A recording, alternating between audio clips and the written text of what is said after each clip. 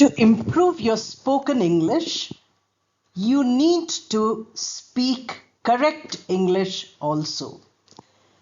Initially, when you start speaking, you are allowed to make mistakes, but you cannot continue to make mistakes if you want to improve your spoken English. In this video, you will find that there are sentences where the mistake is in the use of the preposition. A preposition is a word which is used to join a noun or pronoun to a sentence or to a group of words, to a verb, subject and verb. So preposition acts like glue. It sticks two things together. But using the correct preposition is rather difficult. There are certain rules, but there are some exceptions also. Therefore, the best way to learn is when you notice the prepositions, you practice that structure many times so that you become familiar with the use of prepositions. In this video, you will find the first slide has the sentence which is wrong. And the next slide, I will tell you why it is wrong and how to correct it. People complained of their difficulties on their elected leaders.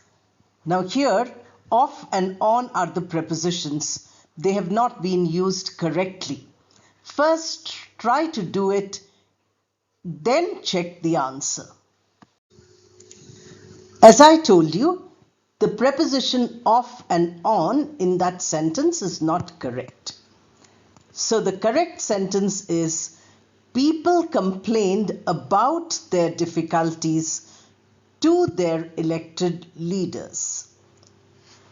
Now, here, complain about, that is a set preposition. Whenever you say complain, you use the preposition about. And since the complaint is being given to somebody, you have to use the preposition to and not on. Now, next sentence. Do you have a place to stay in night? Now, to is a preposition, but in this sentence, what function does it carry out? And in night, is that the correct preposition? Now here, to is right because it is a part of the verb to say. It's not a preposition at all. It is the non-finite verb. Therefore, don't correct to. And in night, we don't say. Night is always at. So in the morning, in the afternoon, in the evening. But when it comes to night, we don't say in the night, we say at night. But suppose something is happening, then you can use in the night for some exception. But usually it is always at night. Here there is only one preposition. All learners are interested about learning grammar. Sounds correct, it doesn't sound wrong. But that is not the preposition to use here. The word interested requires the preposition in. It is fixed. So all learners are interested in learning grammar. I'm interested in working. I'm interested in crafts. In this way, wherever you use interested, use in. The next one is, he paid to me the money. To is underlined as the preposition, but then is it right? Now look at the correct sentence. He paid me the money. We don't require a preposition here because the verb pay is a verb which can take two objects, me and money. I've given you entire videos on how certain verbs are there like give, or gift or present, all these take two objects, direct and indirect object. Please watch those videos. Now here there is no preposition, but it requires a preposition. The teacher explained me the lesson. Many times this mistake is made. It is not like the earlier one, paid, which I told you about. Explain is not a verb like paid. It cannot take two objects, me and lesson. Therefore, you have to use a preposition to join the second object, and that is me. So the teacher explained the lesson to me, not explained me, but explained to me.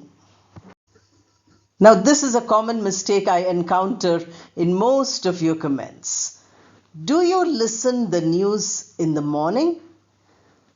Listen the video, listen the lesson, listen this or listen that, listen music. Very, very often it is used. That is not correct. Listen is an intransitive verb. Therefore, we have to say listen with a preposition. So we have to say listen to. Listen to are all fixed together. They collocate together. So do you listen to the news in the morning? That is the correct form. The boss was angry on the latecomers. Preposition is on. Is it the right preposition here? Angry is an adjective which requires the preposition with, not on. In many languages it is on, so we translate and we put it. But that's not correct. The boss was angry with the latecomers. Parents should not shout on their children. On is the preposition. You have to decide whether it is right or wrong. Parents should not shout at their children. Shout at is the correct form. So on is not correct. Shout at is the correct form. Here is a common mistake. The doctor suggested me this remedy. Again, suggested is like those verbs which cannot take two objects. Now you have to find its preposition. We need to say, this doctor suggested this remedy to me. To you have to add for me, which is the other object, prepositional object. The next sentence, everyone arrived to the wedding venue. Here the preposition is to, but it's not the correct preposition. You need to change to into at. Everyone arrived at the wedding venue. Now suppose instead of arrived, you had the word came. Then to would be correct. Everyone came to the wedding venue, but everyone arrived at the wedding venue. We reached to the station after the train had left. Now here, the preposition which is indicated to you is the preposition to.